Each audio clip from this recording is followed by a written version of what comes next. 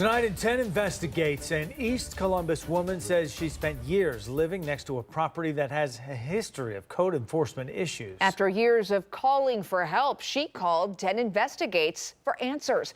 Rochelle Aline took her concerns directly to code enforcement. See that water's just standing water there. For the last 4 years, Dr. Tressa Brinkley says she's had a front row seat to this backyard view. The gutters are falling down, the roof in the front of the house is open. A neighbor told me she saw a raccoon coming out. Code enforcement records show that there have been 14 calls about this property since 2022. Those records also show that yesterday the property was issued several notices for having too many cars, tall grass, a downed fence, standing water, and more. Somebody might say, what's the big deal, right? That's their property, this is yours. Why is it such a big deal to you? I can't even sell my house right now because of the condition of the property.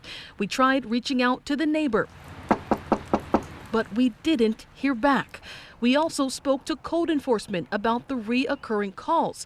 Here's what they say has been happening. Once they're notified about it, then they do something about it, unfortunately. And the bare minimum standards that we try to hold people to are not what a lot of neighbors would still like to see. They'd like to see a better.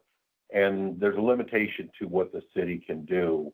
Leaders with code enforcement say if a property is continuously out of compliance, they have the option to escalate things to court, but they don't always use it. But that is a slow process, and I'd much rather work with the individual to get compliance.